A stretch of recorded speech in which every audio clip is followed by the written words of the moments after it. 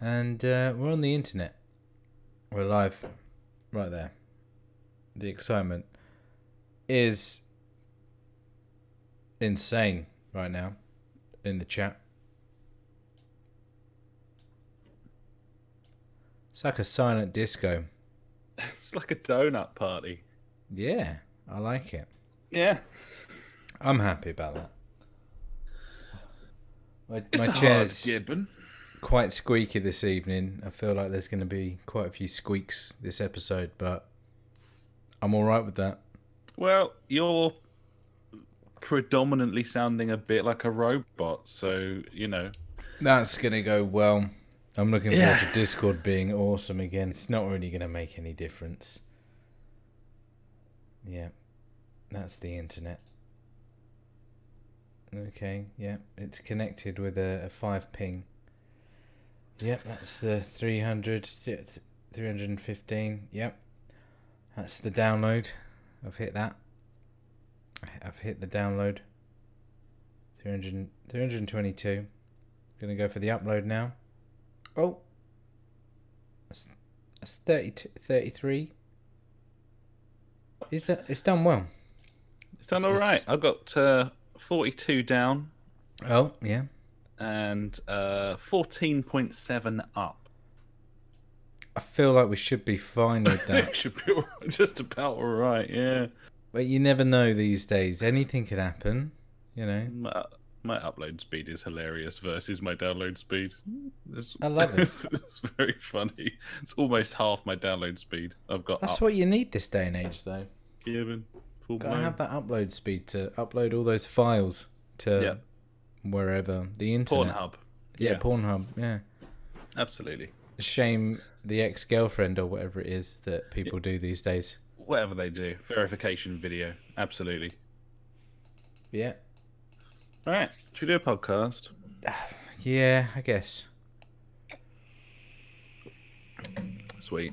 I'm doing it.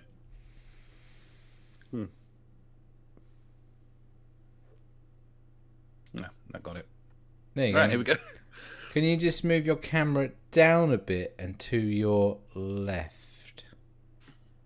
Yeah, that's fine. That's great. There you go. There you go. There's your face. It's better in view now. Wow, that was a pose. Right. Game on. Are you voguing right now? I'm voguing. Yeah, nice. The verb to vogue. Yeah. Right, here we go.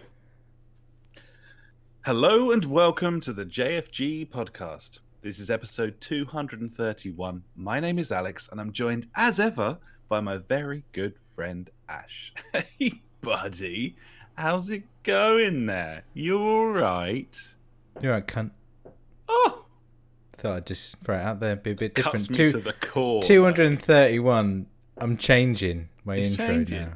He's just decided. I mean, I probably should stick to the standard intro, shouldn't I? Not necessarily. No. Well, yeah, as always, buddy. Feeling good on Wednesday.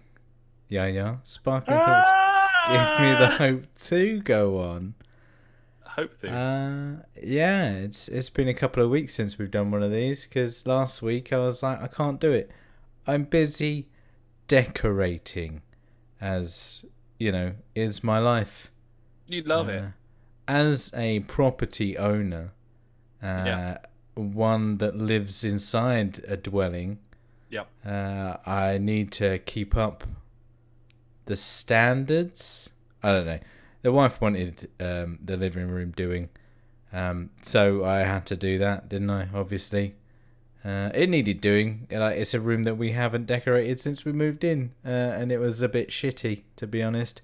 Had loads of that lined paper everywhere, not wallpaper, just white paper that you put up and then paint over it to hide the shitty walls behind it, which wasn't great. It was all delightful. It's gorgeous because it just hides the horribleness behind it. So obviously when you take all that off, you just see all the shitty walls that need smashing down and replastering. So I'm pretty sure I've spoken about that on previous podcasts.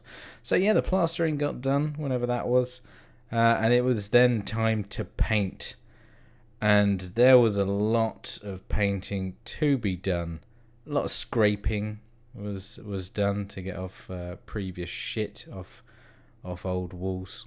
We didn't get all the walls skimmed. In hindsight, I wish I would have, but it costs more money to do that, buddy. And often the case, yes. I don't have any more money, unfortunately. It's all gone until payday. Actually, payday was yesterday. No, Monday. So I have money again now. Fucking woo, buddy. Yeah, you know the score.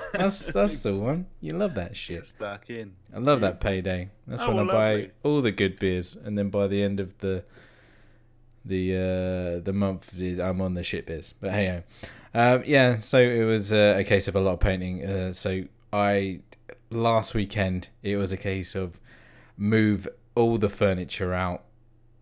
And then I was sanding down picture rails and skirting boards, fucking making it all nice and tidy, sanding walls down, making sure they're all smooth.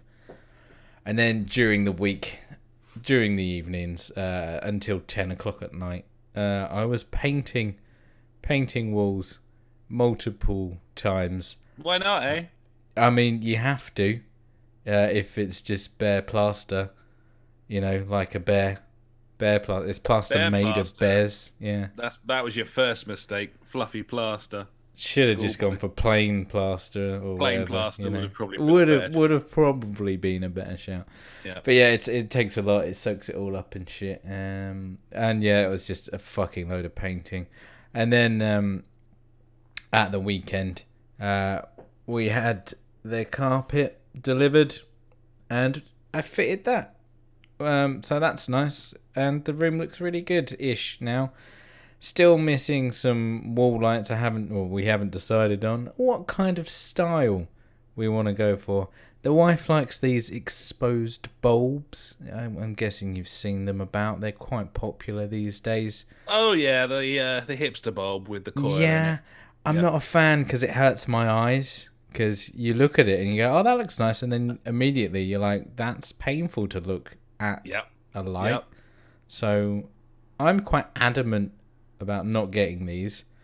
You just want some tube lights like in a garage. Yeah, that'll do. Yeah. There you go. Perfect. I mean, to be honest, I will never turn them on because I'm a fan of the lamp. I love lamp. You and me both, buddy. I too am a lamp boy. You can't live without a lamp. I mean, I think that's the slogan for lamps. I don't know if it isn't. TM nailed it. I mean, I used to have to turn the main lights on in here when I was doing the hoovering, buddy, but obviously now I own a vacuum cleaner with headlights. Oh, I don't even need to turn it on for that. You don't even need that this day and age. No, I mean, that's it. I could just strap a torch to mine, I guess. Same thing. Same difference. Just as good. Yeah. Just as good. Yeah. Yep. Yeah, definitely. So, me and the missus obviously not agreeing on that. Obviously, my opinion doesn't matter. So she went ahead and bought the main light, not the wall lights yet, the main lamp in the room, as in the main light.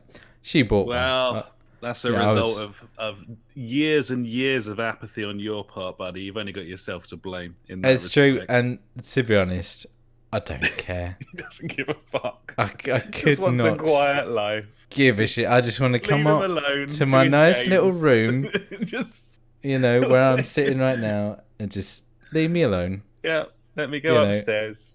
I'm all right. You can do what you want. To be honest, like whatever. So yeah, I've had a great couple of weeks of decorating and arguing over things that aren't really important, which is cool. Grand scheme, no. Yeah, but, grand scheme of things. Who cares, really? Yeah. No, definitely no one. Definitely. Yeah, exactly. And I believe I fall into that category of no one. Yeah. Good news, though, buddy. Oh? Monday, Tuesday, as in the past 2 days, I have had a lovely time. Obviously, most of that time has been at work, which hasn't been great. I was up in Manchester again. I had to go to a lady prison. It's not like it is on TV. No, I'm sure. No. It's horrible. It's a massive shithole, and it's not nice. But I do believe it's full of lesbians. So I mean, there is that, but it's not the nice ones you want to see, unfortunately. Well, no, absolutely. I'll leave that one to you, buddy. Please. But obviously, that was not the highlight. The highlight was. Imagine if it was. That was my. Yeah. It wouldn't be great, would it? Jesus Christ. I had 2 days home alone. I was Macaulay Culkin or whatever it is. Macaulay Culkin? Is that it? There you go. There you go. I got Macaulay Culkin'd, I guess, for a couple of days on purpose though. Well, that sounds nice, buddy. What do you do? Just sort of pop newspaper down in every room and just tug yourself about, or pretty much, yeah. Anything else? What do you? Obviously, did a bit of painting because I love painting. I can't get enough, so I need a little bit though. I had a nice relaxing bath, buddy. I know you're not a fan of the bath, but I haven't got a bath. Well, that's it, innit? You could try a house to paint. But, you could try and through you. So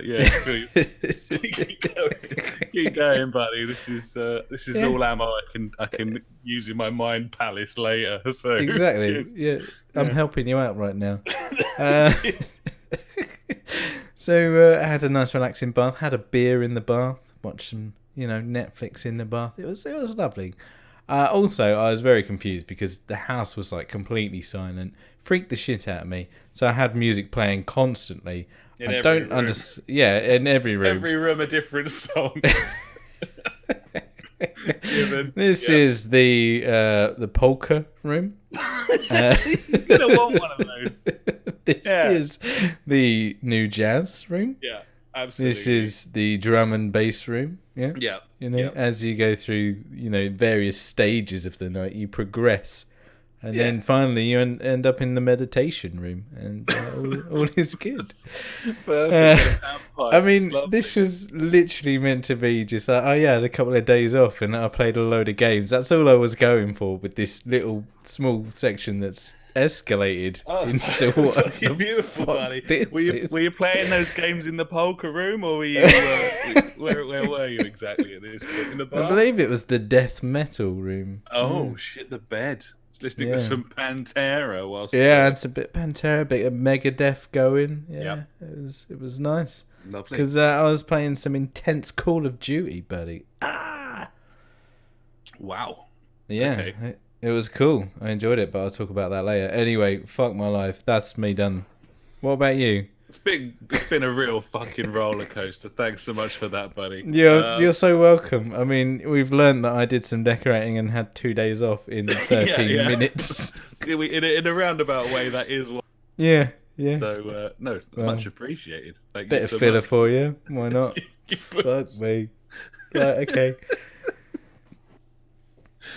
Perfect. Well, lovely.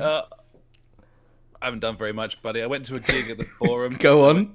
Went to see Spectre. That was really good. Nice. They're a fucking cool band. Chevy Thunder, cool. Chevy Thunder. Whatever that means. They meant it. And by mean it, I mean they seemed committed to the idea, although no one really understands it. So no one does understand. That was nice. What else? I went for a meal out at the Guinea with its wood fire because it's cold enough now for that to be a thing again. And I was pleased about it. So there you go. When the clocks went back, literally Monday, the next day, there was ice on my car. I was like, that's it. It's game over. I was like, game over, mate. What the that's shit? It. I don't understand it. What a difference a day makes, eh? It's cold and there are wolves chasing me. Yeah, it was a bit much. Me. It's dangerous. Yeah. What else? Saturday night, we went out for a quiet the night. Oh, hello. It was a pub crawl. With the Tunny Wells massive, buddy, all the cool cats were there, and it was quite the occasion. There was drinking, there was dancing, there was me having an altercation with a barman. Well played. Because he refused to serve me because he thought I was too drunk, even though there was someone standing beside me, like shouting and dancing on the spot. And another person on the other side of me had just returned from the men's where he'd been pissing in the sink. And I was standing there at the bell of last orders asking if I could have the weakest beer that they serve. And that was the time to try and cut me off, apparently. Hey, whoa. I was quite angry about, so I just sent the missus up to get the beers instead, and then she she was served immediately, and then just turned around, gave them to me in front of the dude, was like, "Thank you very much." We just fucking downed it, a big slammed old it on the bar, and left. Suck my fucking balls. So yeah, that was a fun night. We got shit faced. We went to Cassidy's at like 2 a.m, and it was very, very funny. Friend of the podcast, Paul, bit worse for wear, I have to say.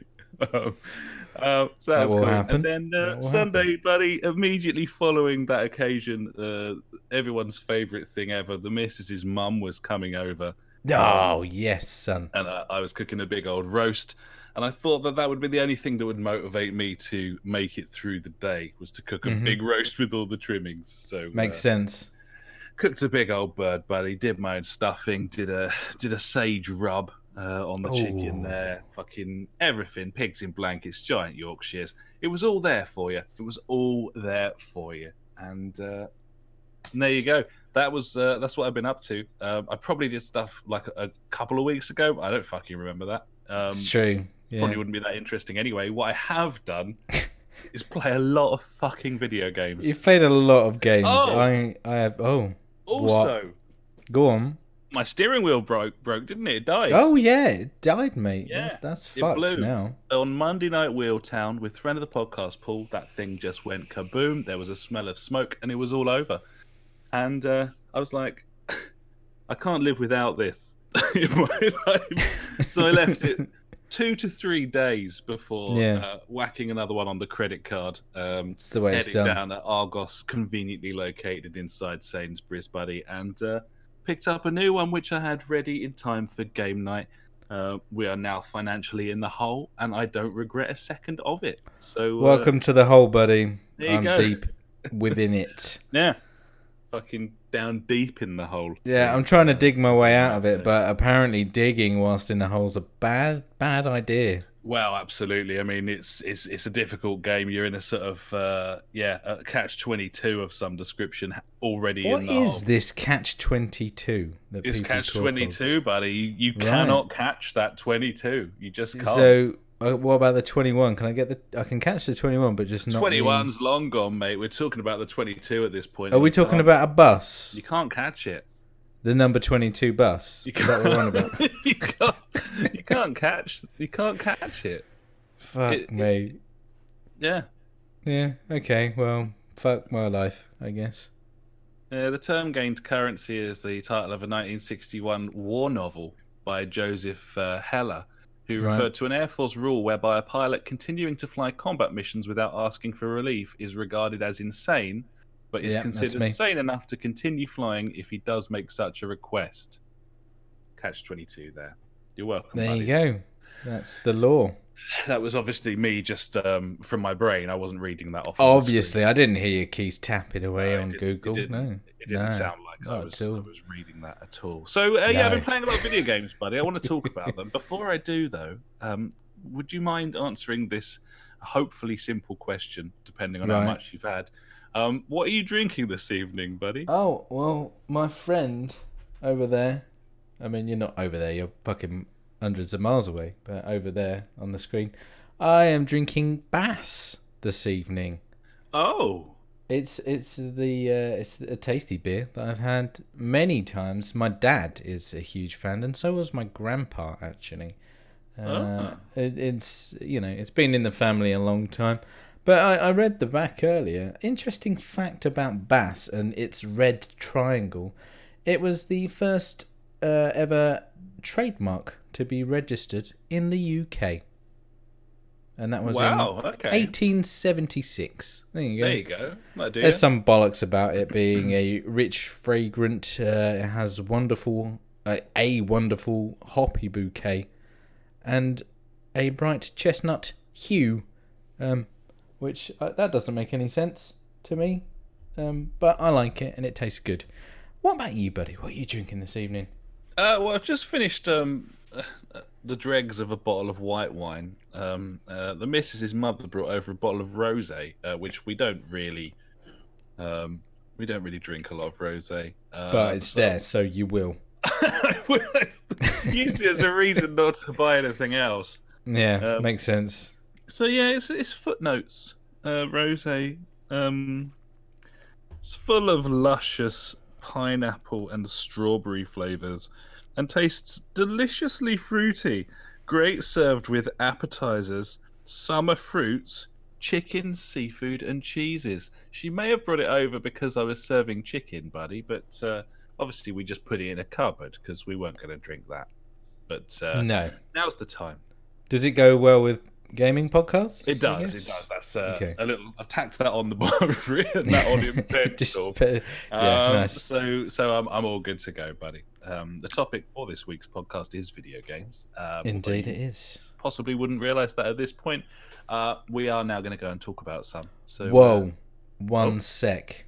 Hello. I need to mention that we are now officially smashing it on YouTube. Oh. Thanks to JJ. What's happened here? Well, obviously, JJ sorts us out all his Humble Bundle keys. He loves it. He just continues to forget to unsubscribe. So he's like, oh, fucking done it again. Bungs us a load. And this month, or the past month, we were giving away, I think it was Metal Gear Solid 5 on PC. We had a lot of interest. And due to that interest, we have now hit triple figures on YouTube. We're up to 101 now, buddy. That's Insania by Peter Andre, buddy. I can't believe it. That is, and I mean, I believe when we hit double figures, like 5 years ago, whenever it was, when we hit 10, I was like, that's it, we're done. But apparently not. We are not done yet. They kept coming. They can't get enough. I mean, we still get absolutely no views on our YouTube channel, which is fine. Who cares? Well, it's there if anyone needs it. But it's there. It's a number, and I'm validated by that number a little bit, I guess. Absolutely. Yeah. So I just want to say thanks to JJ again for obviously chucking us those keys. And thanks to anyone that's subscribed to our YouTube channel. We're on there every week. We're on it right now, I think. Maybe. Who knows? On there right now, as well as Twitch. You can, and if you want, you can watch the live stream on Thursday. Or any day, really. It hasn't got to be a Thursday. Again, on our YouTube channel. If you can't wait till Friday to hear the edited version. Which, to be honest, isn't really edited anymore. Because I can't be asked. No, well, who can be bothered with that sort of thing? No. The answer, of course, is no cunt. So, that's true, no cunt. That's me. That's me again. Yeah. Anyway, buddy, video games you were talking about. And apparently you've played loads of them. I fucking have. Let's go and do that. We should probably go do that. So, do you want to get the ball rolling, buddy, or shall I? I say we go for you, then me, then us. Okay, sounds good to me. Because I've got one. Well, technically two. I want to say three. I don't know. We'll see what happens. You've played more. I've played quite a lot of games. I will go through them, and I'll start with this. Felix the Reaper, which is that Game Pass game. It's a Game Pass game. Yeah.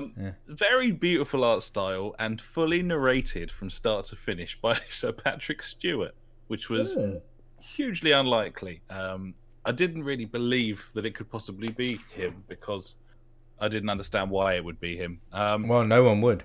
This is a puzzle game. I don't know if it's that fun, but great start. Quite a clever puzzle game.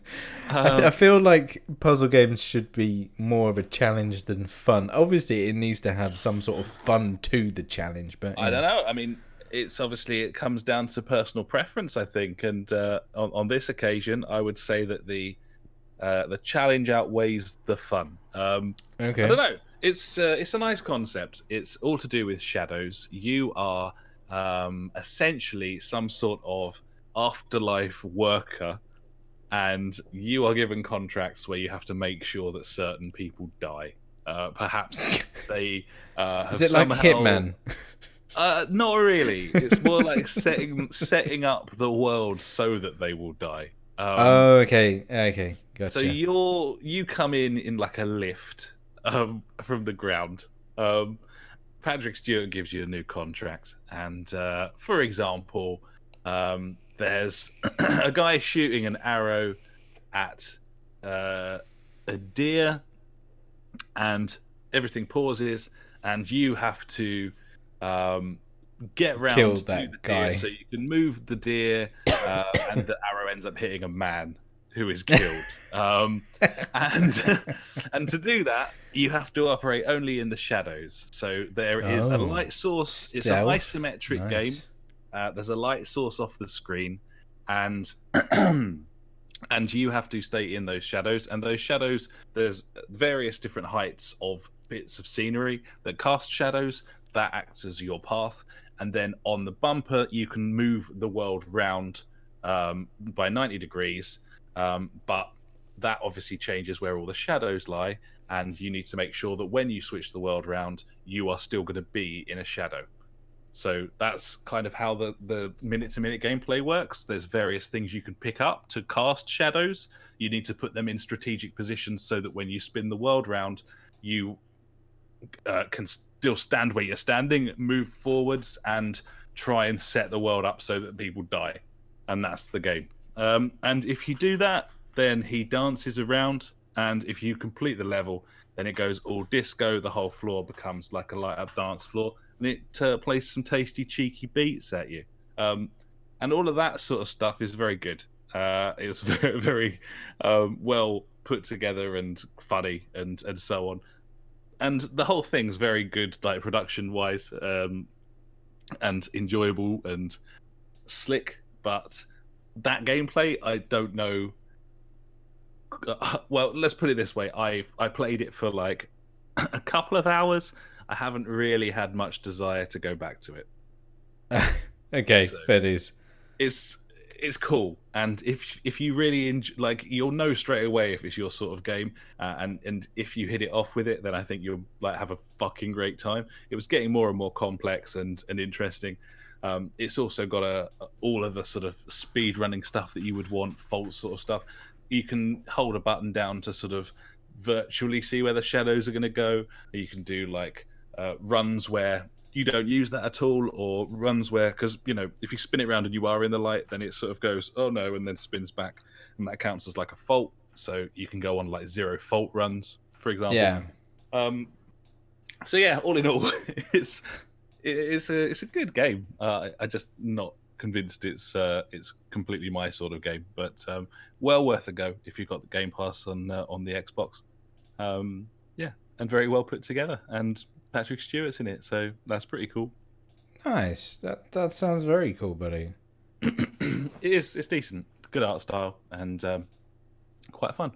From there, let's talk about Shadow Complex, which is a weird thing to be talking about, but it's a really good game. You knew that, you've played through it, but Yeah, I have. It's been on my Game Pass for a while, and it's fucking awesome. It's a really good game. I'm glad you liked it, because it's a game that I played on the 360 fucking years ago. Like, must be, what, 11 years ago? Or something like that, I don't know. And I thoroughly enjoyed this game from start to finish.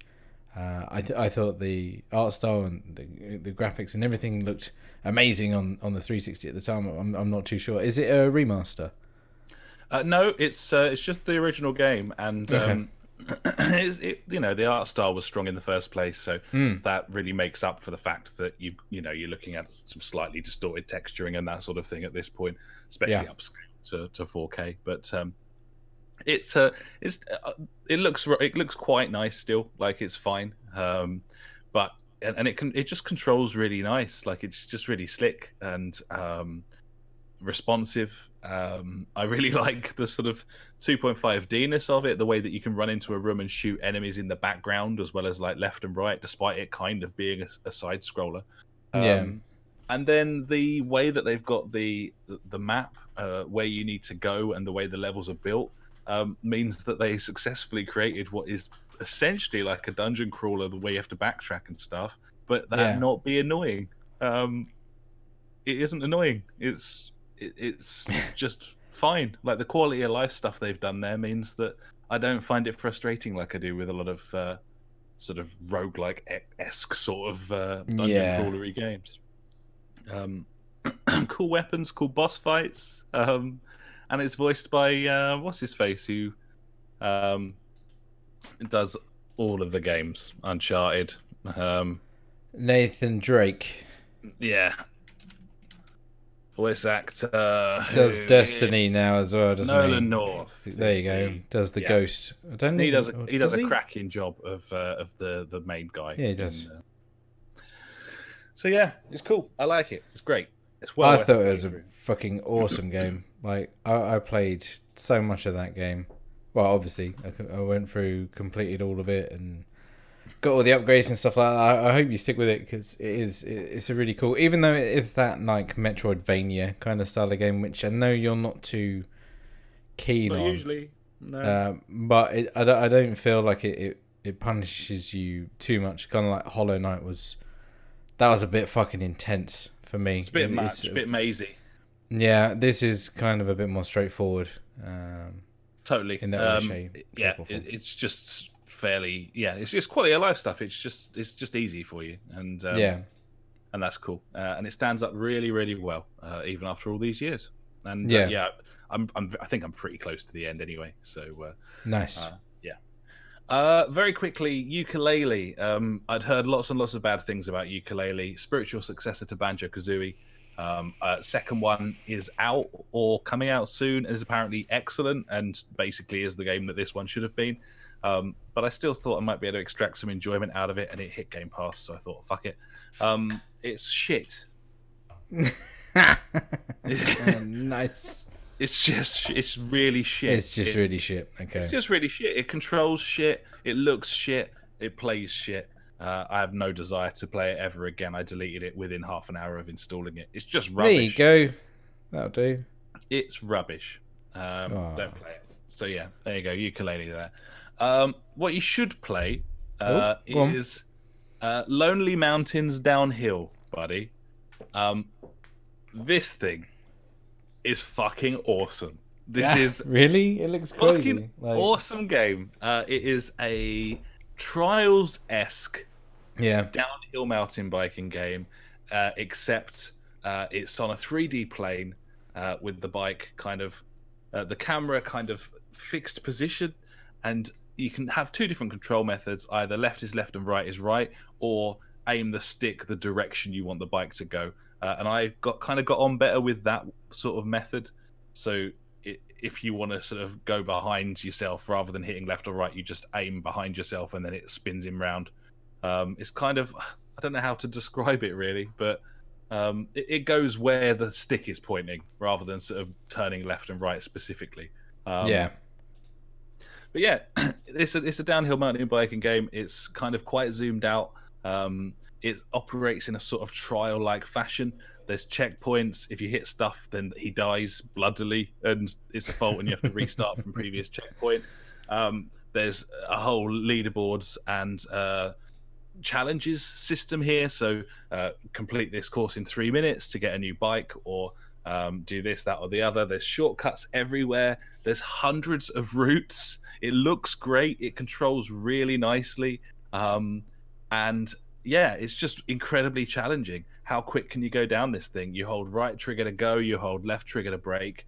You can sprint with A, and that sort of makes you go real fast, but you can't turn. So you've got to kind of apply that at the right moment. And yeah, it's just a really interesting, like the mountain that you're coming down. There's all these shortcuts and sub routes, but they've got their own pitfalls and challenges. Sometimes it's like, I could maybe go down there, but is that too much of a drop? Am I going to die if I do? And just the whole way that the whole thing controls, like the physics engine is really robust for such a sort of tiny indie game, to the point where it really feels genuine. Skidding down this mountain. It's really bare bones graphically, but it just works. It's just an example of a game setting out to do one specific thing and just fucking nailing it. It's really fun, compelling, enjoyable game. I highly recommend it to everyone. It's genre defining as well. Like, it's not really sort of pigeonholed in a specific one.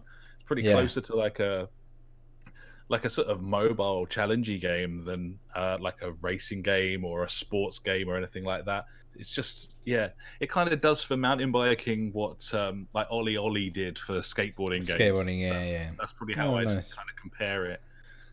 Cool. It's great. Well, I've got that installed now. Thank you very much. I'll try that. See, I installed that Descenders, which is the other mountain biking game. I haven't played it. It, like, from the videos, it looks okay. I wanted something with stunts and stuff, or some kind of extreme sport game. I'm always on the prowl, buddy. Yeah, I mean, they're very different games. That's more of a sort of behind the bike. Yeah, gun it down the hill as fast as you can kind of thing. Adrenaline, let's put it. This is more of a, like a trials cutesy, funny kind of thing. Yeah, no, it looks really cool from what I can see of it. Yeah, it looks really, really good. Cool. Very nice game. Next, Concrete Genie, buddy. This is a game that is a PlayStation first-party exclusive. And I showed a trailer of this to the missus, and she was like, I must play this game now. And I was like, no, because I'm not paying full price for this game. And then you are crazy. She produced a game voucher that she got for her birthday back in August that she'd forgotten about, buddy, up until then. So we bought some PSN credit, whacked it on there, and picked it up. You're fucking crazy, son. And we have completed Concrete Genie. Oh, wow, cool. Go on. All right then. So, this game looks really cool. It's some sort of, I don't know, urban setting, I'd say. Is it? And the whole premise is you draw stuff and it comes to life. Is that right? I don't know. Yeah, so you're this kid in it's like a fishing town with like a cannery and a lighthouse and various different areas.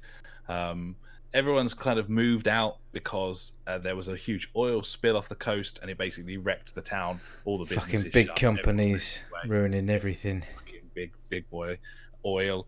And Big Boy Oil, is that the that's the name of the podcast. Yeah. Big Boy Oil. Cool. Nice. Yep. Yeah, so you are still hanging about this town. It's deserted and abandoned. The only other people kind of there are other sort of kids just playing around in the town because it's been like everyone else has moved away. And yeah, you are the sort of weird kid. You've got your little scrapbook and you do lots of like doodling and shit. You get bullied by the other kids. And then you stumble upon where you're basically forced up to the lighthouse, which is considered haunted by all the other bully kids. And you're introduced to a genie, which is like these genies kind of live in the walls. So they kind of go from wall to wall. It gives you like a paintbrush, and basically. The various gameplay mechanics go from kind of zone to zone. You need to light up all of the light bulbs that are switched off in various zones, and you do this by painting on the walls. You use the like the 6-axis motion in the DualShock 4 to do that. You can also do it in VR. You can play this game in VR. I haven't done that yet, but apparently it's very good, and I'm looking forward to trying it out. Nice. But yeah, so you've got lots of sort of stock designs, like sort of stamps almost in Photoshop. You can draw all over the walls. Everything is stays there forever. It's all, it's anything you put on a wall anywhere in the game that's it. So you can basically color all over the game yourself and make it look however you want, which is really cool. And then various different mechanics allow you to basically build more genies, little cheeky genies. You can kind of design them yourself, put weird ears on them. You collect lots of bits of scrap paper with designs on them to expand your arsenal of like stock designs that you can use, and then you can bring them to life, and they've got various different powers. So a lot of the game involves you getting a genie from like area to area by sort of painting on the walls.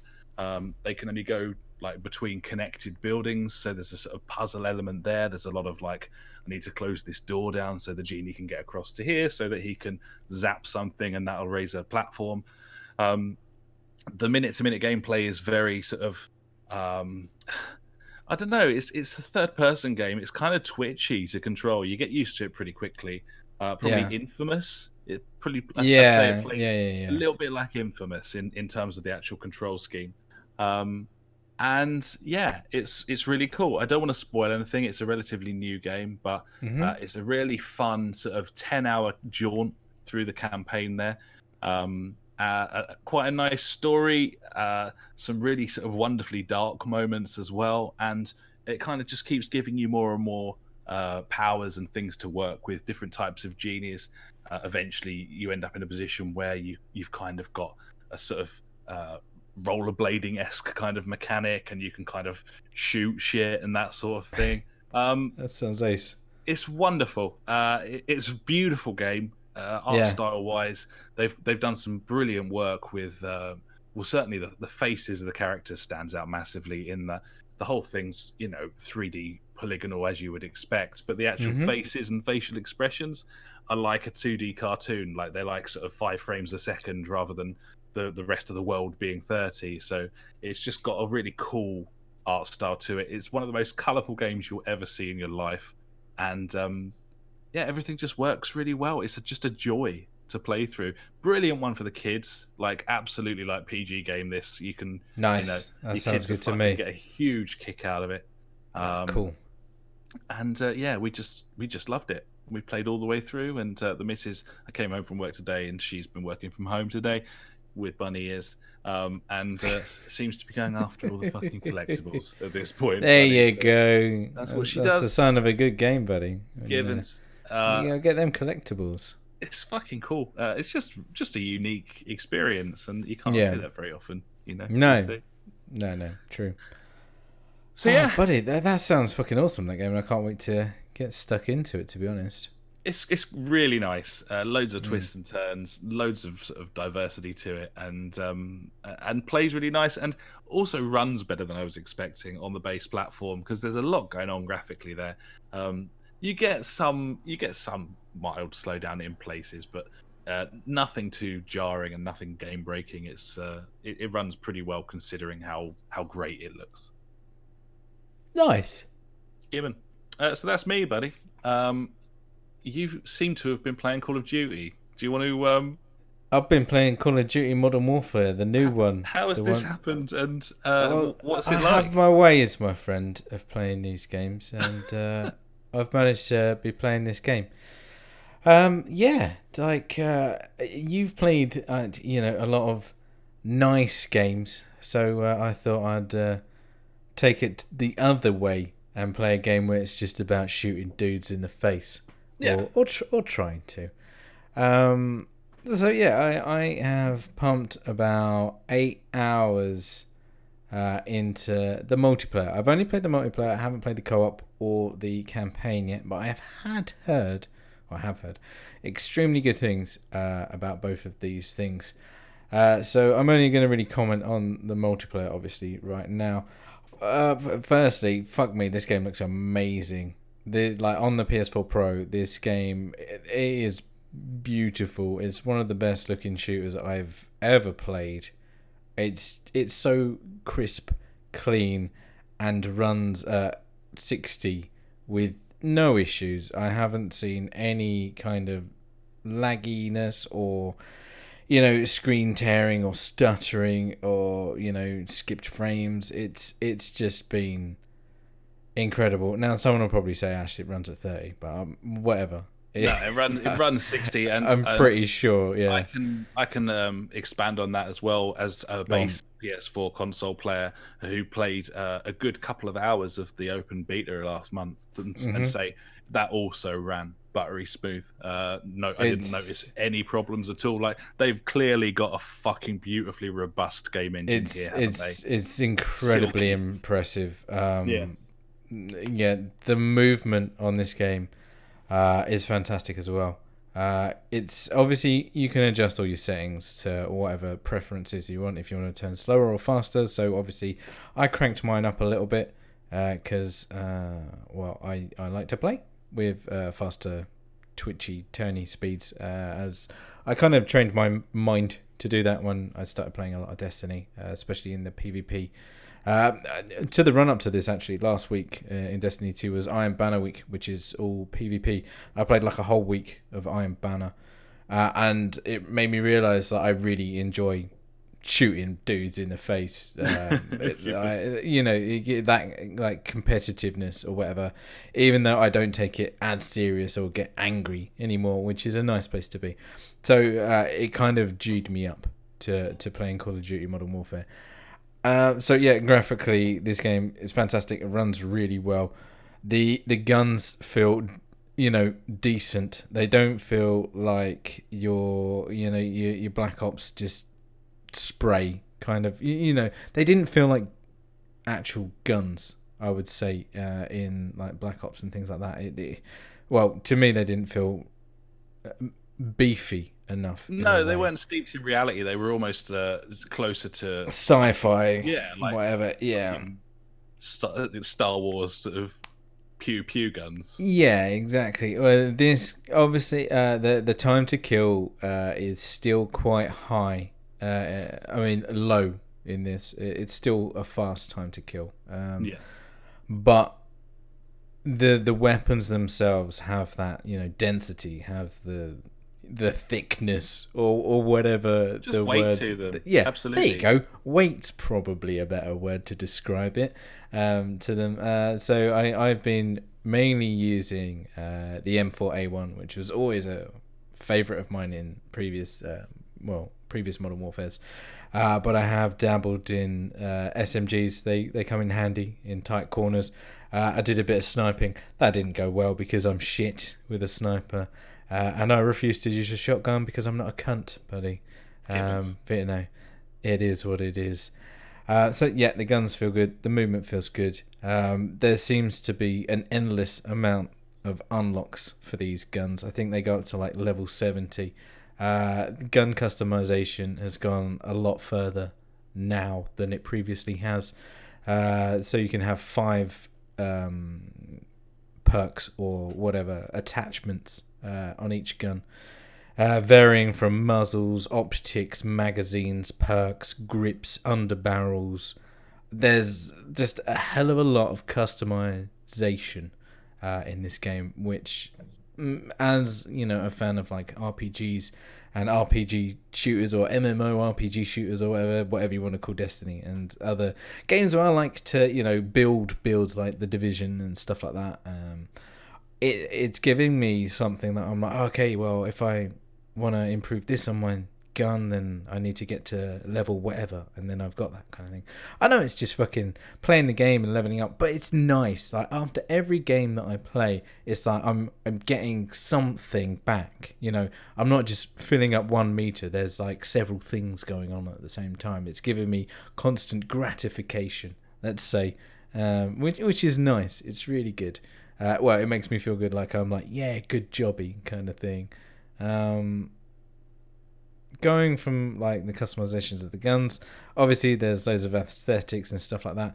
Now, I believe there is some sort of Game Pass or Battle Pass or something coming to this, but I mean, as long as it doesn't introduce shit into the game that's gonna change the gameplay or whatever, then fine, do it. I don't care. I'm not going to buy it. I'm just going to play the game because it's fucking awesome, buddy. This is one of the best shooters that I've played in recent times. It's absolutely incredible. The new 3232, I think it's called Ground War, is on a Battlefield level, I would say, of awesomeness. Because it is Battlefield, there's 5 points on the map. You have to control them all. You can spawn on your squad mates. You can spawn at whatever point, whatever points you have control of. They've got vehicles in there. They got tanks. They got helicopters. They got. It's like Battlefield, but playing it in COD. Now, the difference being is obviously regen health. You haven't got to have a medic or anything like that. There's no classes, but it feels good. It works. It's a game mode where, you know, I feel that Battlefield made fantastic back in the day, but then they took it too far. They had too many players on a map. The landscape was too vast or whatever. Whereas this feels like a decent sized map. You know, you can get around it. You can have incredible vantage points. Like you can chopper down onto a roof just like Battlefield did. I know this isn't anything new, but for Call of Duty, obviously it is new. Well, I've always preferred that COD engine as well to the Battlefield one. Everything just feels better in it. It was the same with like Black Cow. Black Cow, yeah. This game mode really, really works. I've played a fair chunk of team deathmatch. They've got 20 versus 20 team deathmatch as well, which is a bit fucking frantic but good. And my favourite one at the moment is Demolition, which is your 3-point standard map. Go at it. It's good. It's really good. I like objective-based games because, you know, it means you've got something to push for. You're not just going to have like campers all over the place. You are going to get campers. It's part of the game. I mean, you should have times where you stand still, and then you should have times when you're running around like a dickhead. But yeah, domination is great. I was going to say something else, but it's gone from my brain now. So, oh well, that's about it, I guess. That's sure cool, I'll think man. of it in a second. It's interesting, isn't it? It's like great. Neither of us are big fans of. Go on. I'll go ahead if you've remembered. No. I was just going to say that the maps are pretty cool as well. Lots of diversity in there. You've got quite a few set in London, Piccadilly, like Circus, which is mental. They've got rid of the 3 lanes, buddy. They've gone back to Modern Warfare, which was one of the biggest things that I like about it. But yeah, Piccadilly, Hackney, which is like a fucking, I don't know, shit place in Hackney, I guess. Shithole. There's like crates and stuff knocking about. It's a really cool map. And once again, they've clearly thought about this because like it's adding verticality to these maps that really, for me, is making the big difference. They're just really well thought out. It's a very, very solid multiplayer game, this. And I can see myself playing it a lot more. That's a fucking cool, man. Like I as you know, it was probably like 4 or 5 weeks ago that we talked about, and I was saying like, this game was really good, and you kind of I was blown away by it. It was weird. And it is. It's just a fucking great shooter. Yeah, and I completely agree with everything he said. Like I was like, no, he can't. He's got to be pulling my leg right now. He's like, it's fucking. Is it April Fools or something that he's going about this? But no, you're absolutely right. It's a cracking game. Very, very, very good multiplayer. The campaign looks very to me as well. Yeah, campaign looks fucking awesome. We'll pick up when it drops down. Gibbons, 100%. It's just in general, I don't really want to play competitive multiplayer on a regular basis. Not your bag, baby. But regardless of what I want to play, I can still see when something's really fucking nailing it. And you're absolutely right in everything that you said. Like it just feels really good. It just feels like they've got it perfectly balanced in terms of the controls. And it looks the bomb as well. It just looks fucking awesome. So I have to say though, like the first night that I played it, my kill death ratio was fucking terrible. I think it was 0.5. I've now brought that back to a 1.2. So strong. It took me a while to get used to this game. It's like I said, it's not that you need to know when to push and when to like stop. One of the big changes I think was with the minimap. Now, previously it used to be when people shot, they would show up on the minimap. Now, I'm not a COD, connoisseur or whatever. Now I believe that they added the compass at the top of the map. I know they did that for Black Cow, but I don't know if they did it for other multiplayer things. But when someone shoots, they show up in the compass above you now, and however big like the diamond is how close you are. So it's a constant thing of looking at the diamond and also the minimap. So it's a lot of multitasking whilst trying to navigate the map and stuff like that. It's clever. It's very good. It seems to work for me. Well, sometimes. Let's just say, buddy. But yeah. So, buddy, apart from that, another game came out on Friday, called The Outer Worlds. And not to be confused with The Outer Wilds, which no, I did indeed do that a couple of weeks ago. That will happen. But no, this is The Outer Worlds. This is The Outer Worlds, and came out on Game Pass. Day one on Game Pass, buddy. That is, and I've played about 10 hours of this as well this week. So I've managed to play a lot of games over the past 4 or 5 days, which has been nice. Mainly because I haven't had kids or a wife in the house. Where do you want to go with this? Because obviously I've just rambled on for ages. Do you want to kick things off with your first thoughts about this?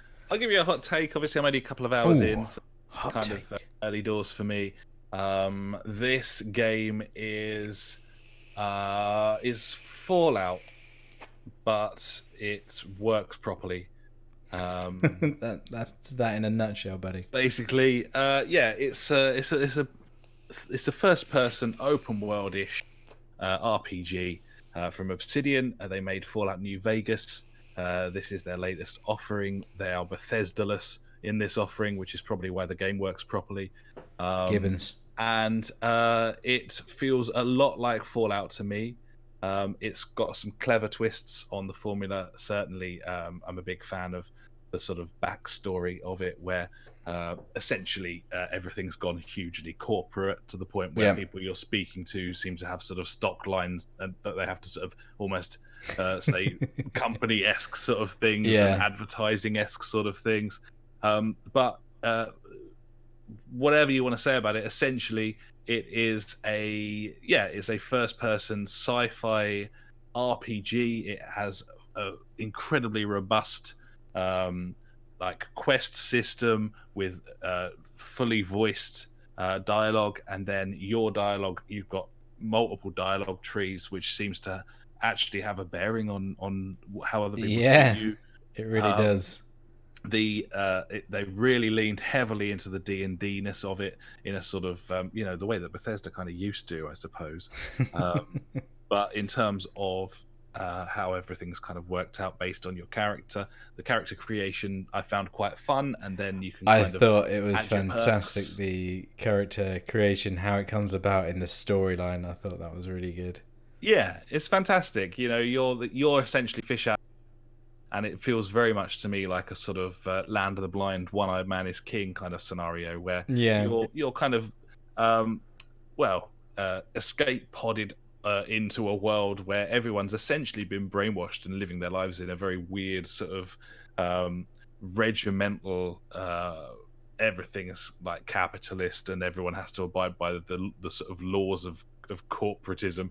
And you're this essentially, you can be this weird fucking free spirit who just comes in you just do what the fuck you want. Because they're all part of the company. Their lives are now the company. They are the company. They are owned by the company, kind of thing. Yeah, it's funny. It's very funny. Some real good humor in here, and just really impressive. Like what you can do. I've been chucking points at my dialogue options, and it's really fun to just fuck with everyone. Yeah, like be able to lie to people all the time and then just like swallow it because they're so kind of naive. And as I said, like the One-Eyed Man is King thing, where you've got information that they can't even comprehend, so you can sort of lie to them and threaten them, and it's very entertaining. But more than that, the gunplay is excellent. The diversity of weapons is excellent. I mean, in no way is it even similar to a Bethesda game in that respect, in that this feels like a proper shooter. in the bits between the dialogue. Yeah, because that was one of the downfalls of Fallout. I feel like the gunplay just wasn't there. Like they had, you know, the world, the environment, obviously, the dialogue, the different options, how you could play that game completely. You've got all your RPG elements of your stats and things, how you can tailor it to how you want to be. But yeah, the gunplay just wasn't the greatest. Where this feels like a first-person shooter when it you're does. shooting. It feels decent. The AI feels decent, and it's got stealth mechanics. You can hide in bushes and stuff. It's got melee stuff that the melee, melee weapons feel really sort of robust as well. It's just very satisfying, and all of these things combine to create just a nice place to be, really, in terms of a single-player campaign. It's just comforting when something works so well, when a game's kind of operates so sort of slickly, and but it's got that sort of familiarity in terms of the way that it's set up. So yeah, for me, sort of 2 hours in, I think it's a wonderful experience. I'm really enjoying it. I do think it's a little devoid of its own original ideas, and I do think that I was expecting it to be a little bit more cutting and a little bit funnier in terms of the dialogue. I think it's doing everything at a sort of 8 out of 10 level, and for that, I think that it's going to be a wonderful game to play through. But it's not. I don't think it's like just because they've kind of nobbled all of these different things. Yeah, there's nothing that's absolutely blowing me away. No, totally. Other than the fact that it's a game that I've been brainwashed to believe you can't really make work properly. There should be millions of bugs. Yeah, things should be going wrong left, right, and center. Yeah, it's just a really slick product, basically, and they've marketed it as such as well. It's not got loads of different, like, it didn't have loads of random additions. They didn't market it with DLC. There's no microtransactions. They just basically made a video game and then sold that video game, and that's kind of fucking crazy as well at this point, unfortunately. But that's how I feel about it, buddy. I'm really enjoying it, and I know that I'm put loads of hours into it, but I don't think it's like the most amazing thing ever. How have you been getting on? Obviously, you're 4 times further into it than I am. Thoroughly. Still really enjoying it. To be honest, going through it, I loved. I love these type of games where you can get fully immersed in these new worlds, experiencing all new things, finding out more and more about what's going on, unraveling all the different stories and sidelines of side stories of the various people you come across. One thing I do need to say is I really, really like how side quests just evolve naturally in this game. You have your main quest, and obviously then you have to talk to XYZ. And while you're talking to X, they're like, well, yeah, I can do that, but you need to do something for me first. I mean, yeah, you could say that's quite guided, but I have found, just talking to random people sometimes, they're like, oh, yeah, blah, blah, blah, blah. Oh, can you help me do this, or whatever? And then because I've done that, further in the story, I've got something that, I feel like I shouldn't have. Like I've got an advantage over if I hadn't have done that kind of thing just by exploring.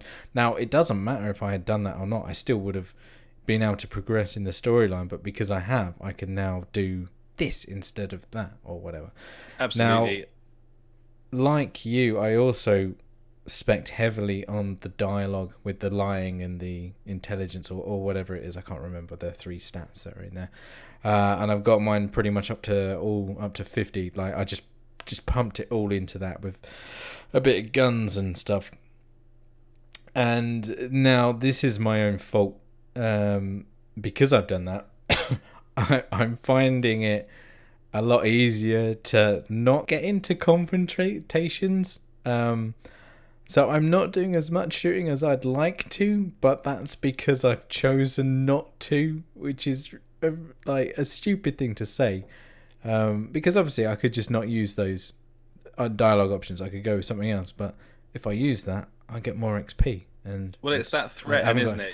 You can threaten someone and basically like back down from a conflict straight away. There's always, well, not always. There's ways around it and things like that. And I'm like, oh damn. And now I'm feeling, I kind of wish I hadn't have done that. I'd like to be shooting more dudes because, like you say, the shooting mechanics in this game are really good. I guess that's why I always did that in Bethesda games, because the combat mechanics weren't as great like in Skyrim and Fallout and stuff like that. So I was just like, I just want to get around it. I just want to get onto the next bit, get that quest done or something. I don't know. But yeah, I think that having that option there is really cool. It really annoys me when there's something that's grayed out and I'm like, oh fuck's sake, I can't choose that thing. Yeah, I haven't got my melee abilities up to whatever stat or something like that. But it is what it is. You play the style that you want to play. I started my initial build that I wanted to make was a stealth mechanic guy, not a mechanic as in like a fixer, like it would just to use the stealth aspect of the game. Because that's another thing that this game does quite well is the stealth. When you alert an enemy, a meter comes above their head, kind of like Dishonored, I would say. And yeah, you get bonus points for taking people out stealthily and things like that. It's very cool. Later in the game, you get a holographic suit. You can imagine what that does. And it allows you to get into restricted areas. And there's another aspect of the stealth in this game. This game's got a lot of things that I didn't think it would have. Obviously, you've got your standard your stats. Your armor and weapons degrade after time, so you have to repair them. There's a mod system in there that works really well with all your different things like lightning and energy and, well, same thing, but you know what I'm saying. Different things you can add to your weapons and things like that. The companions are very good. I think I've got a choice of 4 or 5 companions now. And having them can boost your stats in certain areas, which unlocks more stuff, which is always good. Or you can there's stats for them that you can change as well, which is cool. Once again, tailoring how you want to play the game.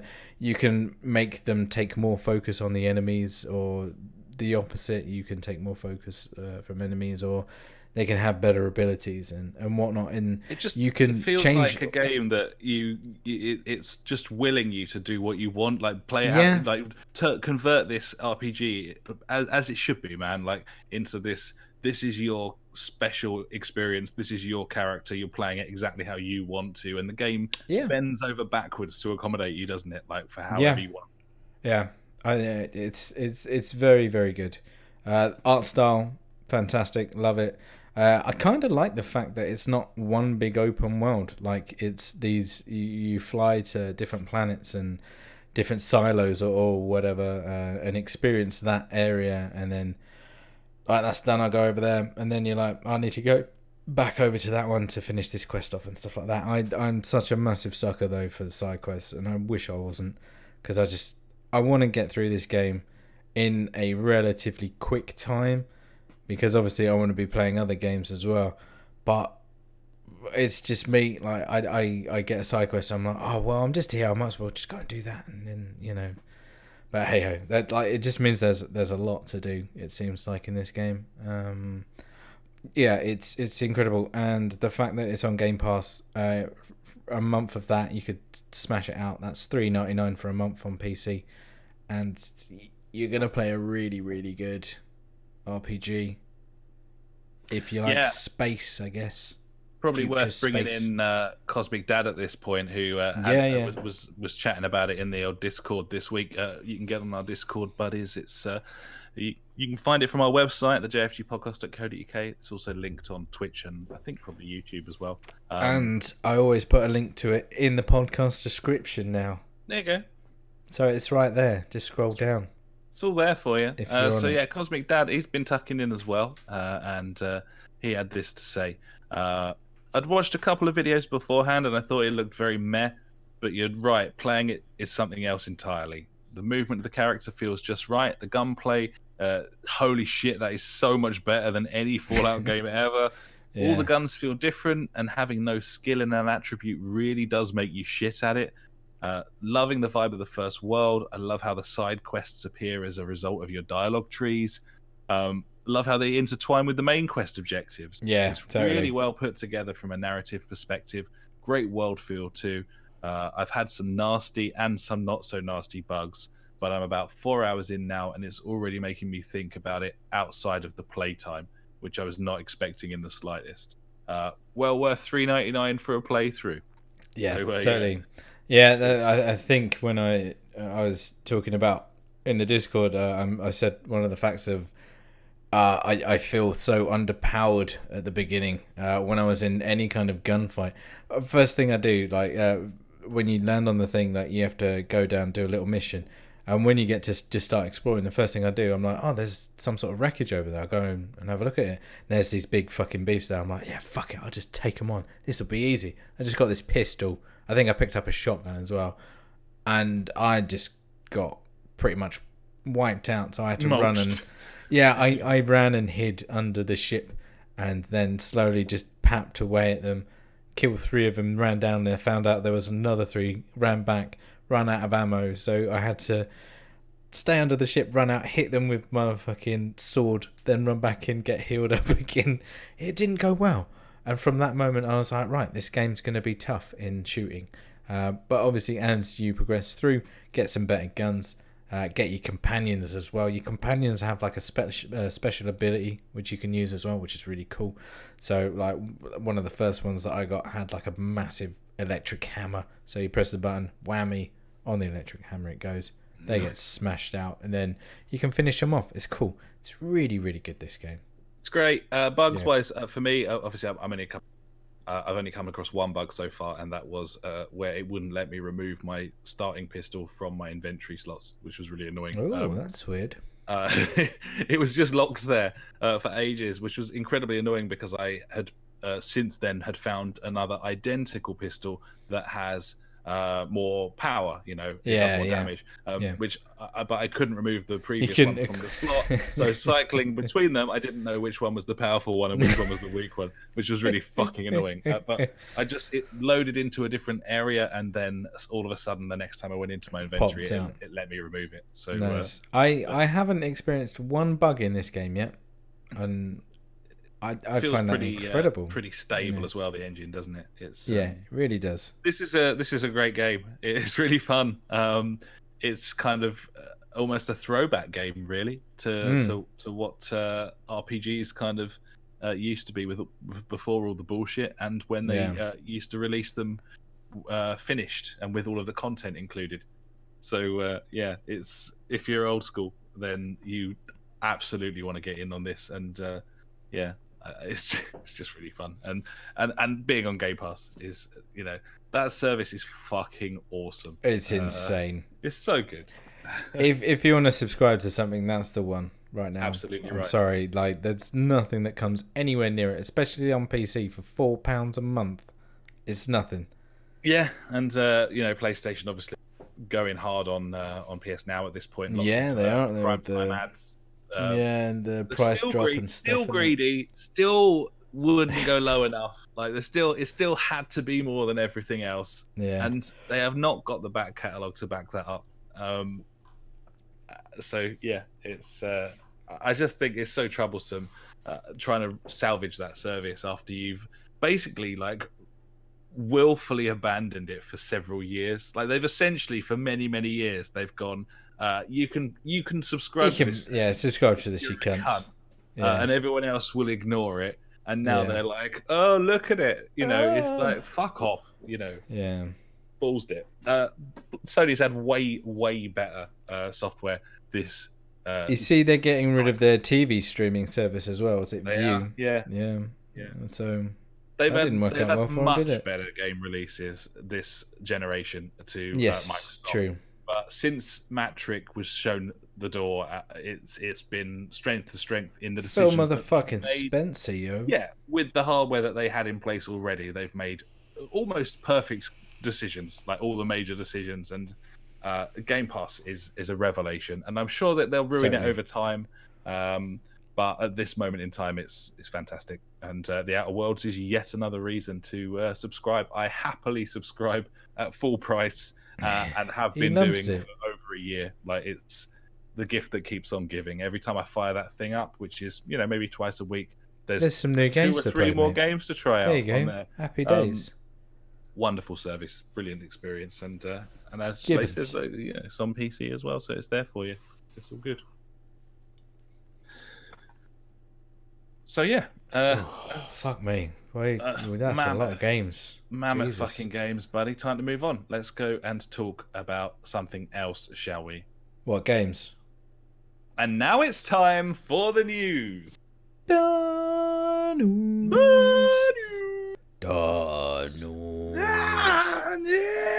Fucking news. Number one. WWE 2K20 has been absolutely fucking destroyed by reviewers and gamers alike for its myriad of bugs. Plenty of them. I've seen hilarious videos online. This is one of the buggiest messes to be released. Certainly this year. I mean, to be honest, was it 2016, the year of the bug, like where everything was fucked when it came out? It's been a while, but this it's been a little while. I'm gonna say this is right up there. This is an absolute shit show. Oh yeah, the release has been received so poorly with so many complaints. Sony has been issuing refunds to players who are unhappy. That's unprecedented for them to publicly do that. I'm trying to think when that last happened. I can't remember. They're an absolute bunch of assholes, Sony. They'll never give you a refund on anything. No. We've got friends whose accounts have been hacked, who didn't receive any sort of refund on software that was purchased once their account had been fucking taken over. So it's unprecedented. But yeah, there were even people posting videos of them getting their refund, going through the process, speaking to someone on like the chat on the PlayStation website or whatever, just so people would believe them, because it just seemed very unlikely. But this game is so fucked that even Sony will give you a refund if you buy it on the PlayStation Store. 2K is issued a statement saying it's aware of the issues, and they will be patched in upcoming patches and updates, buddy. So I'm sure they will. Right then, isn't it? That's fine, Yeah, give me your money.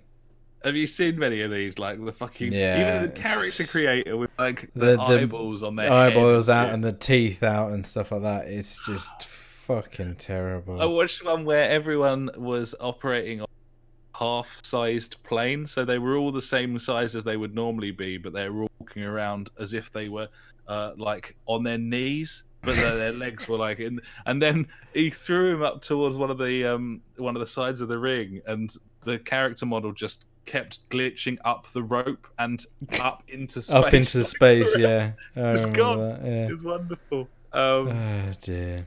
Holy shit. I mean,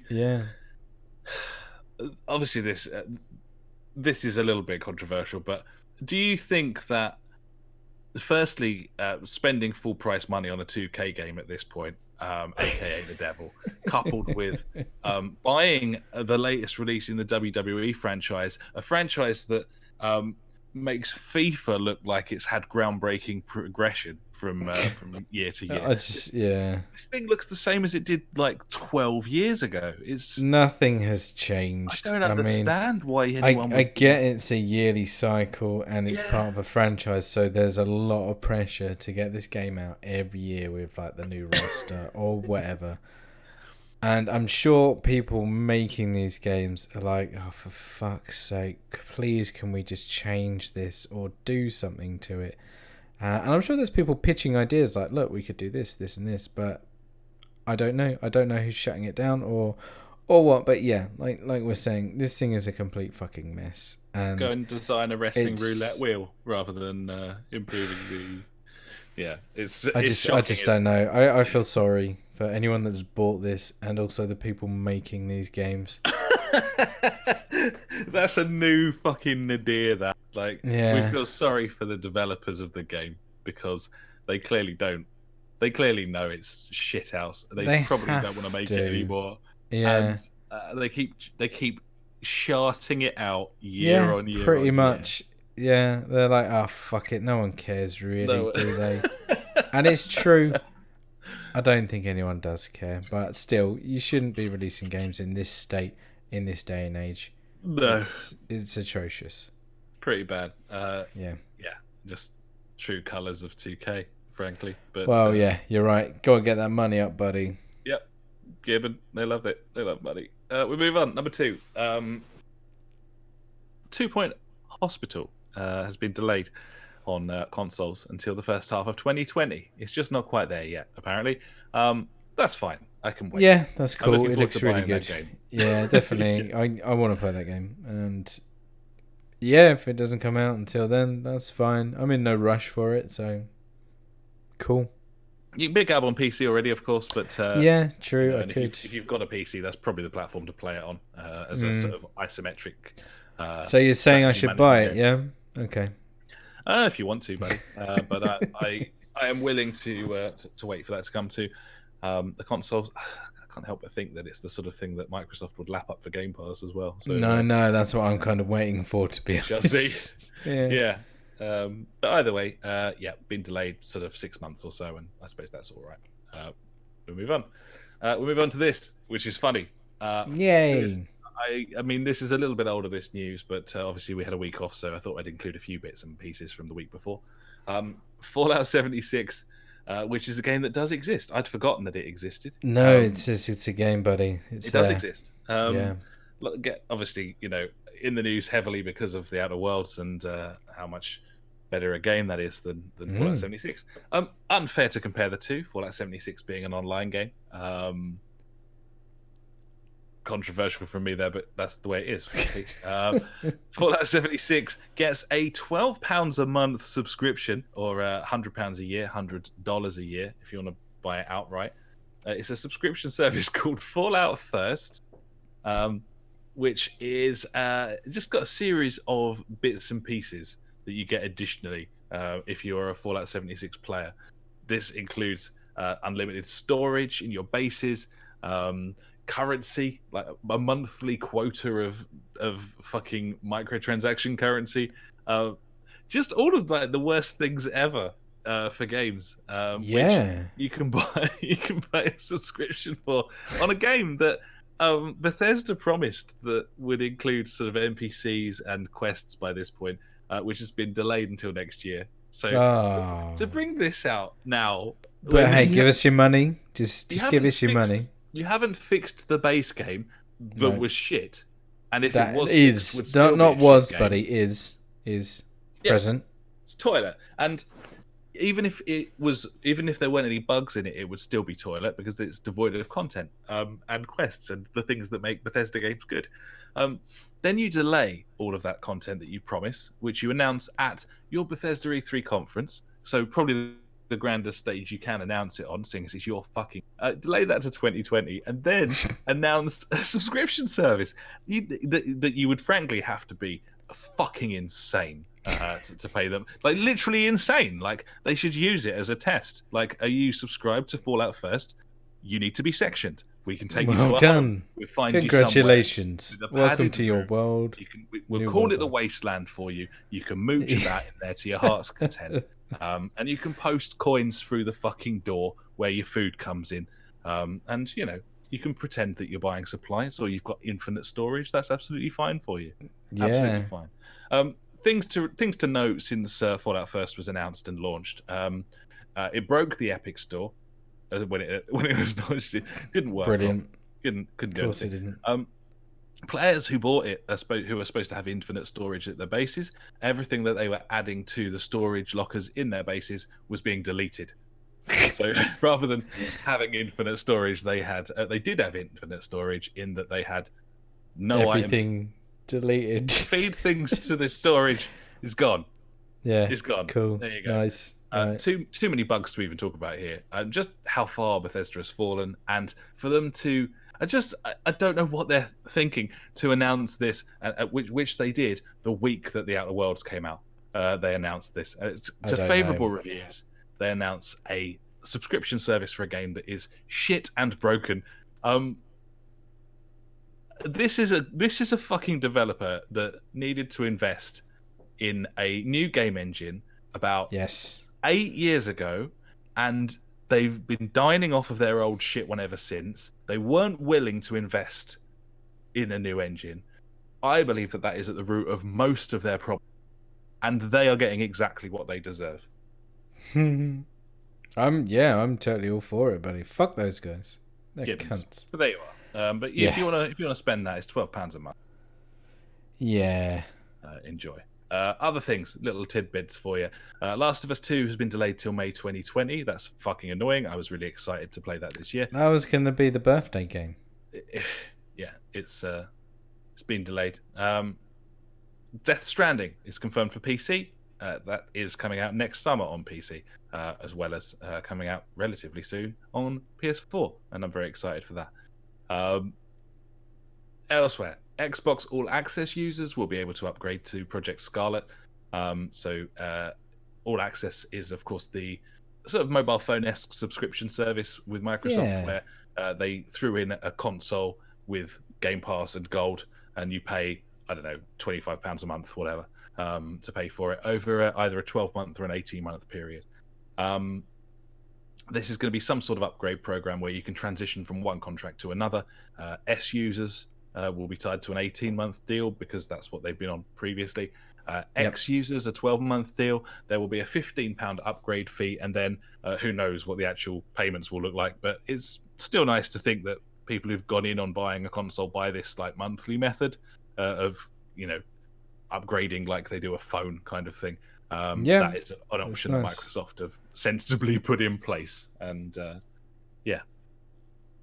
I don't know how much that is going to cost, but what do you think?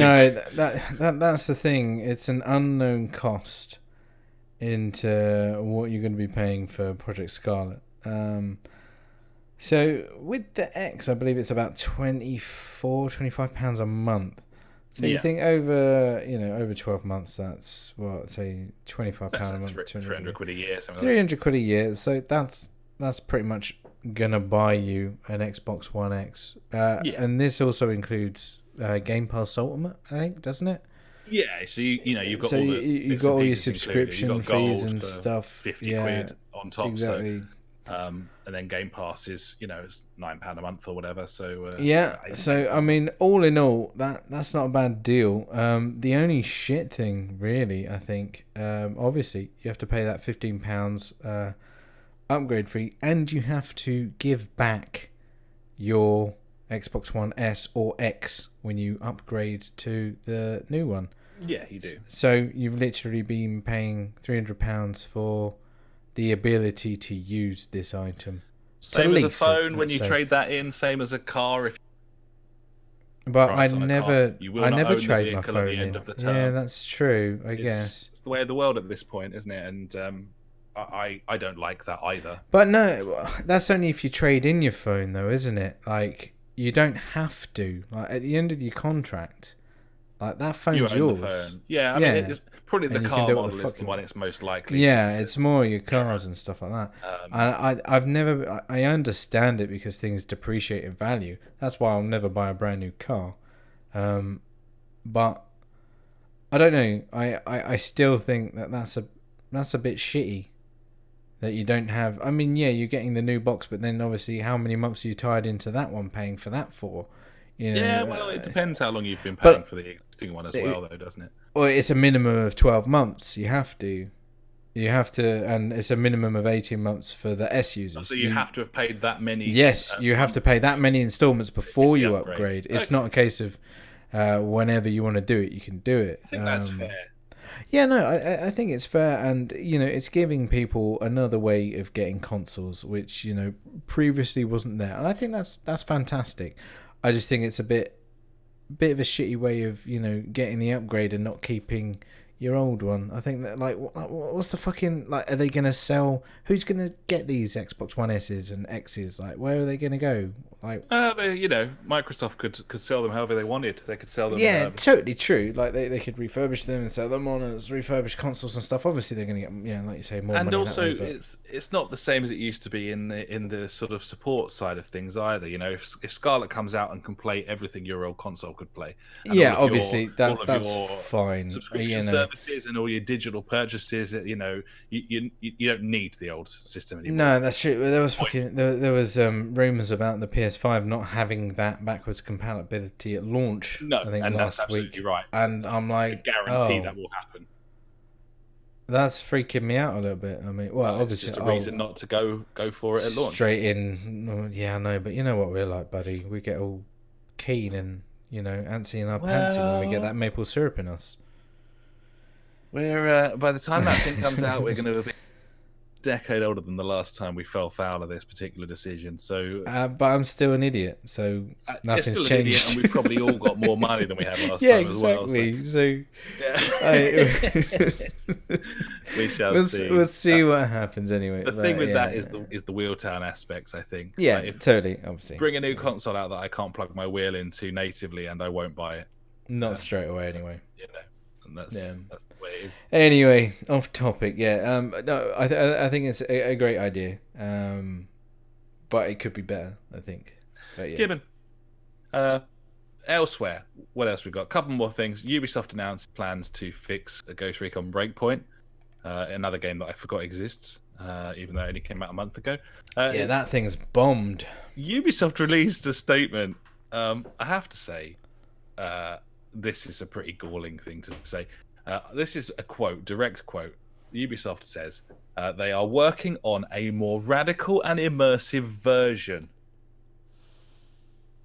Now, I don't know if it's just me who's got a problem with that, but that really does sound a lot like you released a piece of shit. This thing is wank, and we need to change it drastically. And then we're like, we're going to make it a new game from this game now. Because, it's going to be more radical. Yeah, so it's going to be a different thinking version. Skateboards. Apparently, buddy, that's acceptable over a month after the launch of a game. But I know. Well, that thing's hit sales immediately, as most games do, to be honest, these days. So that's nothing really new there. No. I mean, what was it they reported it's going to be? Because obviously they've got all those delays on everything. Every other prices. game. It's like a 800 million euro or dollar loss. They've fucked it hard. Yeah, it's not gone well. The stocks, it's crazy. Like, they've took a massive hit. Everything has been pushed back. Watch Dogs, everything's missing. Rainbow Six shit. Like I don't know. Yeah, totally. Yeah, it's getting pushed. Well, bad times for Ubisoft. Oh well. Seems to be. Yeah. But I really had high hopes for Uplay Plus, buddy. Yeah, I know. I thought that was going to sell really well because of that, and obviously I was like desperately excited about. Playing all the Ubisoft games.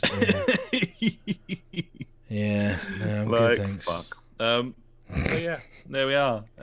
Finally, from me, EA is returning to Steam. That's right, uninstall Origin. They're returning to Steam. Starting with Jedi Fallen Order, you will be able to buy EA games on Steam again. They will also be making a version of EA Access available on Steam. They're currently working on getting the back catalogue on there, and they also confirm there won't be a new Battlefield game next year. So, thanks very much. All good news as far as I'm concerned. So there you are. There's that's. Yeah, I mean, I just hope that all my EA games that I bought on Origin transfer over to Steam. I don't know if that's... Doubt it. Yeah, probably not. So I have to keep Origin if I want to play The Sims 4 or Sim City. Yep. Or Need for Speed Hot Pursuit. Yep. I'm trying to think of other games that are on there, but I can't. That's probably about it. That's about it. So that's my news, buddy. I suppose we should probably move on. Yeah, Gibbons, because I got shit all. And now it's time for Out This Week. And that's out this week. Yeah. Sure is, buddy. There's quite a lot out this week. And also, we've got PS Plus and Games for Gold, which I find much less exciting these days, although I'm still tucking into MLB The Show at 19 and having a fucking lovely time doing so. Nice. This month's PS Plus, or rather November's PS Plus, Neo, and that's not to be confused with Nier. Different games. And Outlast 2. What do you make of those two? Sure. Outlast 2, I won't play that. Neo, I probably won't play that. I probably will. I don't know. I want to, but I won't. It's a lot of games on Game Pass happen like that. Like, what was that Android game? Fucking that one. You're an android dude trying to save the world. We played the demo. The guy made that other game that was also shit. Heavy Rain. Oh yeah. That game, whatever it is. Detroit Become Human. Yeah, that's the one. Well done, buddy. I want to play that. I'm not gonna though. I don't want to play that. I want to play it. I played an hour of that, and now I don't want to. Yeah, that's true. That's how I feel about it. Yeah, but yeah, it's one of those things. I'm like, oh yeah, that'd be nice, and then never happens. But yeah, no, I think they're good games. Like they're not bad games to get. No, it's all right. I think the difference between us is that you play a lot of sort of you play online games during the week, and I don't, and that means that I kind of have a bit more time to play offline stuff. True. And try out bullshit more than for better or worse. But yeah, I'll probably give Neo a go, and I probably also will bottle it on Outlast, same as you, buddy. Yeah. In terms of games for gold on Xbox, this is pretty fucking shit. It's pretty impressive, isn't it? Sherlock Holmes: The Devil's Daughter, which I think it's been on Game Pass because I've definitely played it, and fuck would I have bought that thing unless there was a demo. It's rubbish. Joyride Turbo, which is a good game actually. Final Station, which is a meh game, and Star Wars Jedi Starfighter, which is an Xbox Originals game. Yay! There you are. There's games for gold, buddy. It's all about Game Pass these days. It is all about the Game Pass these Worth days. noting that I've got the follow-up to Oxenfree After Party installed as well on my. I just haven't got to it yet, but I will be playing through that and talking about it next week, which I'm quite excited. Nice, buddy. Yeah, no, I really enjoyed Oxenfree. It was cool. It was great. I think I was the one that told you to do that. You're right. Vaguely. You're absolutely right. You saw it on Kickstarter before the thing was even made. It looked like an interesting bit of kit, and you were right. It was a good fun game that I enjoyed it. There you go. I forgot about Kickstarter. That's a thing that exists. Still does. Yeah. Wow. Right. Games that are actually coming out rather than part of your subscription services, aka free games. We've got Just Dance 2020 coming to PS4, Xbox One, Switch, Wii. Sweet. Oh, get on the Wii. Mate, we've gone over this before, I think, didn't I? Yeah. About how the Wii is used in, like, hospitals or something. Yeah. It's the best place for it at this point. We've got Mario and Sonic at the Olympic Games Tokyo 2020 on Switch. There you go. That's fine. I would play the fucking shit out of that if I had a Switch. I'm trying to think. What was the last one I had? Nah, they used to be good, but they're not anymore. They're really bad. 360. Yeah, it's not the same. It's not the same. Like with the Wii ones, and I don't think I've played one on the Switch. With the Wii, it's a lot of shaking your hand about. It's not moving. I don't want to do that.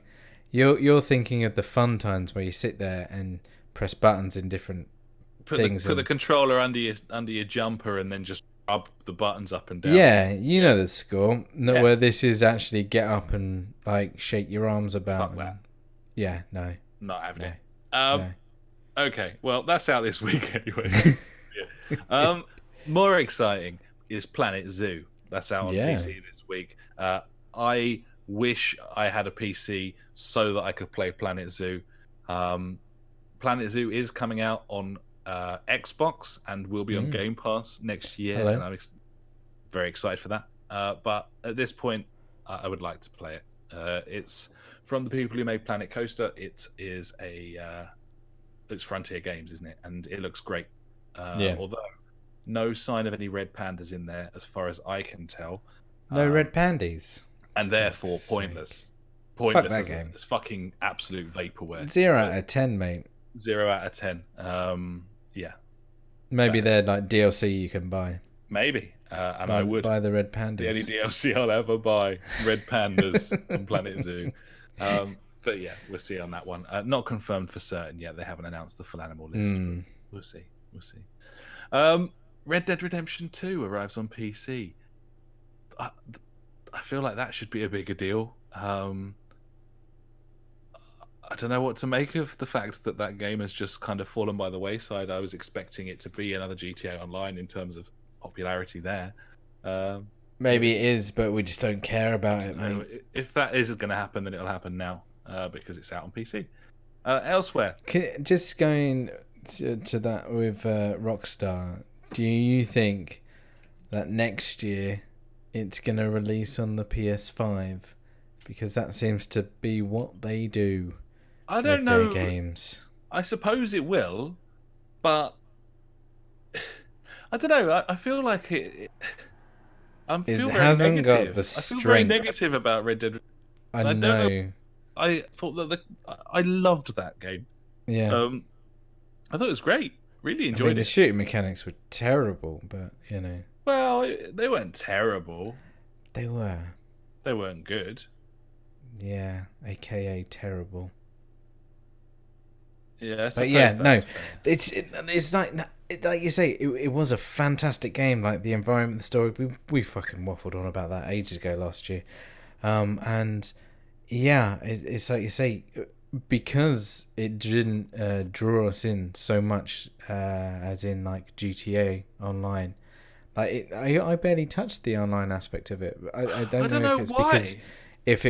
Because it was in a beta and it wasn't working properly or whatever. I don't know. I just couldn't give a fuck about it, to be honest. I don't know why. It's really weird. It seems like something that we'd really enjoy, but I haven't played it at all, and I don't want to. So anyway, yeah, that's coming out on PS5 next year probably, but yeah, probably PC this year. Yeah. Elsewhere, Garfield Kart Furious Racing arrives on PS4, Xbox One, Switch, and PC. Brilliant. It looks fucking shit. That's coming out. Death Stranding arrives on PS4 on the 8th. Yeah, look at that. It is a game that I want. Disney Sum Festival arrives on Switch. The drumming I didn't need thing. to tell you what console that was coming out on. Well, I believe obviously. it is a drumming thing. Elsewhere, we've got Layton's Mystery Journey, Catriel and the Millionaire's Conspiracy Deluxe Edition on Switch. I liked the Layton games. They're puzzle games. They're Professor. Nice little art style there. Very cartoony. Lovely. Might have to get that. We've got Need for Speed Heat arriving on PS4, Xbox One, and PC. Yeah, that's a game. Inevitably be a terrible game. And then new Super Lucky's Tale arrives on Switch. What's so new about it? Does it run worse? Is that what's new? It runs worse. It's a completely different game. Really? It's a Super Lucky's Tale, as far as I'm aware. Okay, that's weird. Okay? So it's like they've took the franchise. And just made it new, I guess. Yeah. It is completely reworked. I mean, I didn't get on at all. Probably has to be I'm honest. For the Switch. No, me neither. My kids tried. Even my kids tried playing that for an hour, and they were like, "Nah." They gave up on it, and that's not for kids. Yeah. Yeah. I didn't like it, but there we are. That happened. Gibbons. I guess that's out this week. It certainly is. There you go. There you are. Have you cut the PS5 a bit? Yeah, fuck it. I can't be arsed. I'm tired. Good, next time. All good. And now it's time for JfG Street Beat. Street Beat. We want to know. Get on the show. Get on the show, indeed. And little cheeky bit from Cosmic Dad here. This was... I put this in to make me feel good, really. Yeah. Cause very nice of him. When I felt touched. Here we go. Let's put it that way. He says, so I was doing some housekeeping with my podcast app and I discovered that 2 episodes of JFG had found their way into download failed. I just caught up with episode 222 and I thought up front that comparing football games would be something I could skip, but give it a go and all that. For some reason, I found Alex's opinions from the point of view of a die-hard football game fan absolutely fascinating. I'm not interested in video game football at all, but hearing someone who is passionate about the details was absolutely riveting throughout. Brilliant stuff, guys. You have a completely unique game podcast that I very much appreciate being able to listen to.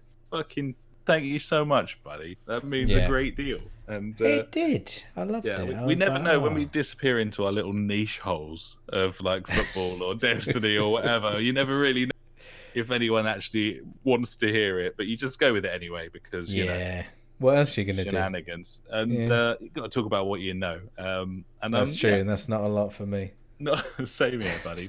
But, pleased to hear it, and much appreciated. Thanks so much, Gibbons, buddy. And what else have we got? Just to finish off, we've got the the Gleam.io Phantom Pain, which I mentioned earlier, has finished now. And the winner, after me checking out his profile and making sure he does like video games, and this guy does like video games, he enters a lot of competitions, but they are all just video game related, which is something I can get behind. You want to win those games, buddy. And that is Steve Sincaric, I reckon. There you go, Sincaric. That'll do me. Steve Sincaric, you've won a copy of MGS5 Phantom Pain on PC. It's a fucking great game, and we hope you enjoy it. Thanks so much to JJ for making all of this possible, of course, as well as the creators of Metal Gear Solid 5. I'd like to thank Kojima, and also Jack Bauer, of course. Jack Bauer. What about Konami? Yeah, allow me to be the only person this month who thanks Konami for something. Thanks, Konami. There we are.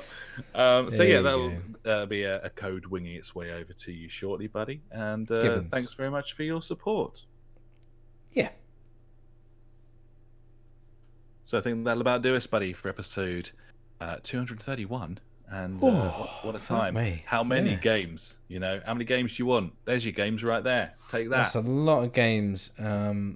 There's not going to be many games next week. We played a lot of new games over the past couple of weeks, which was pretty intense. Like, quite the golden release time there, buddy. Absolute golden release time. There's several games I haven't even talked about and ones that I'm looking forward to playing next week already, buddy. So I'll be back with a vengeance next week. I haven't mentioned my views on PES 2020 yet. No, well, maybe we can have a little chat about it. I'm sure that Cosmic Dad would be really interested to know how, now we've picked that game up, how we're getting on with it. We'll talk about that next time. I've also maybe been playing Minute, which I'll have a talk about next week. There you go.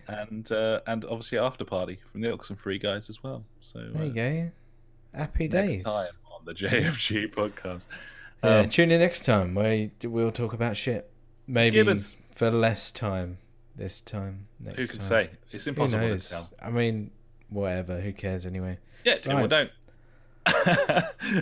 Sweet. Let's fuck off then. Thanks so much for listening, buddies. We'll catch you next time. Until then, I've been Alex. He has been Ash.